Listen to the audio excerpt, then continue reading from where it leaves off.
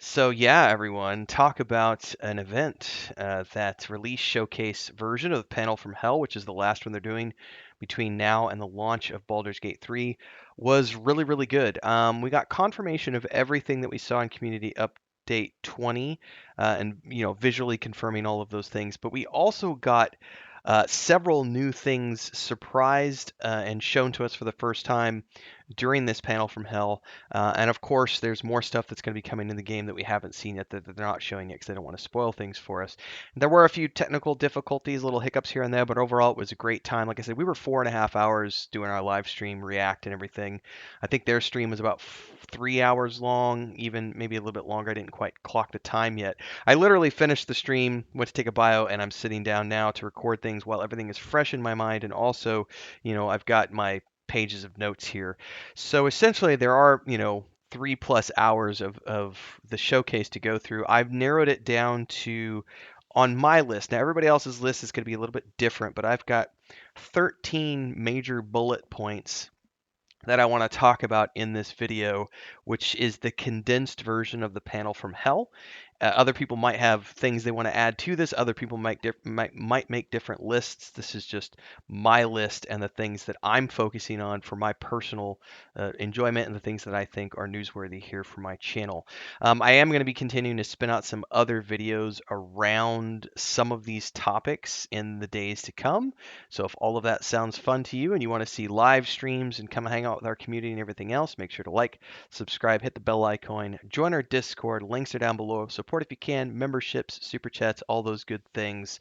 And without further ado, I'm going to dive into my list. This is the condensed version, the recap of the release showcase panel for Baldur's Gate 3.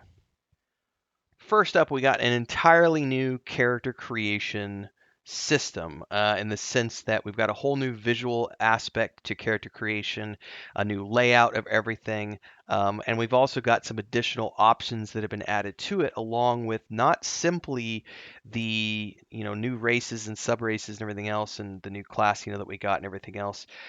We also got confirmation of a few things along with that, which is, for example, multi-classing was confirmed during this process, during that conversation for the classes.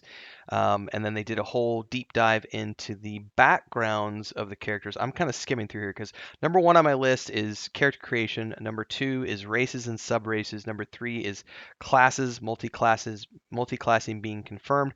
They also talked about respecking, and you're going to be able to respect your character if you decide that you get 4, 5, 6 levels into something and you decide that you don't like that. You'll be able to respec your character, which sounds weird for an RPG.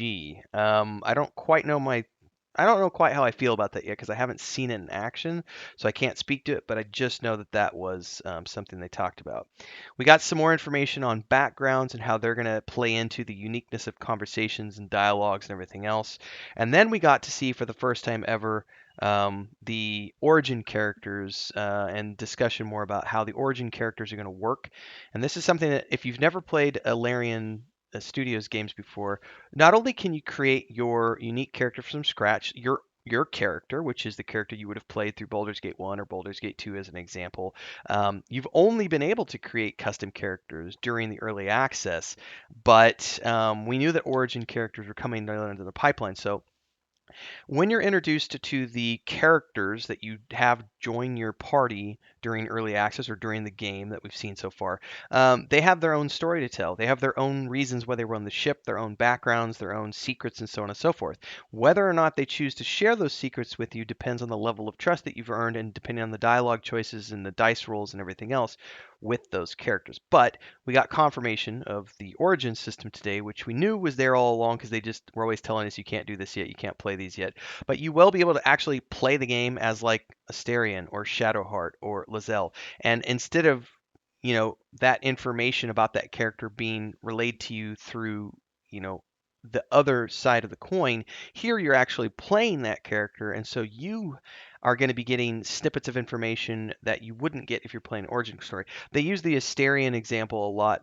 They showed a cutscene of him meeting his, dealing with his vampire maker, and how that's a unique thing to Asterion's background. And so if you play Asterion as a character, as the player character, you're going to be having his unique background and his baggage, so to speak. So that was really cool to see that in action.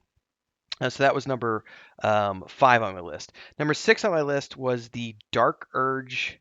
They said it's an avatar only origin, which has some really weird stuff going on. I doubt I will ever play the Dark Urge character because it's like evil, and it's got this like, I liken it to the Dark Passenger from the Dexter show.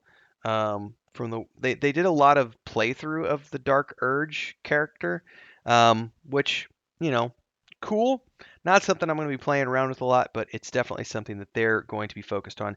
And part 6 also was the companions overall and showing how they've reworked some things. They talked about how, for an example, they've completely rewritten and re-recorded most of Will's background and his story and everything else, so he's going to play out in completely different ways now.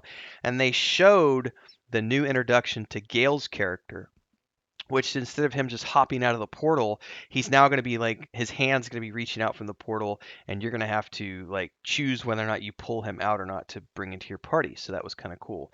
We also got number 9 on my list, romances and relationships, which is a pretty deep and it's been a very big important part of the first 2 games, and it looks like they're giving it plenty of attention here. And we got a pretty spicy live performance, as it were, between Asterion and Halja's characters, just confirming all of the relationships and the ways that those can pan out, the sex scenes and everything else. Lots of detail being given to the permutations and all the various actions that can lead to romance happening or not happening, friendships happening, not happening, and how those stories are impacted by backgrounds and decisions you make along the way and everything else. Really cool stuff.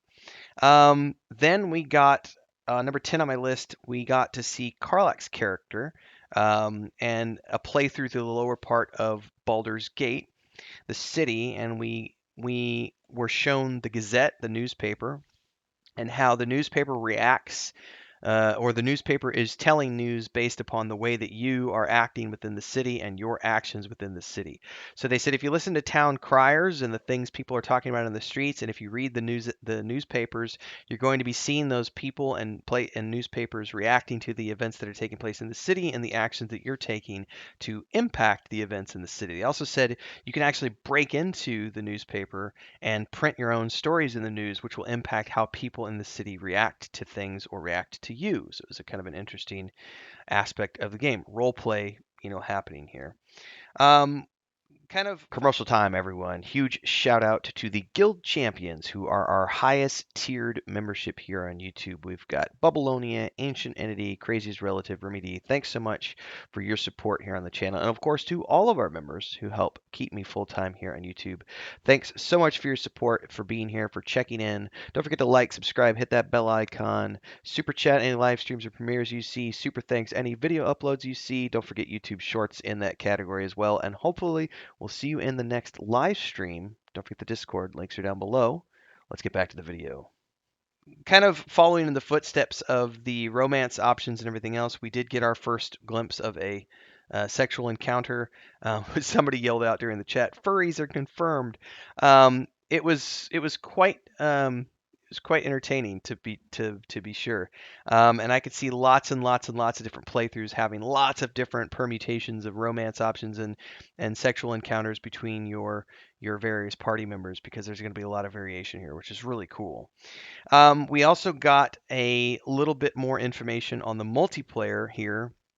Obviously, you're going to have split screen co-op or your online multiplayer.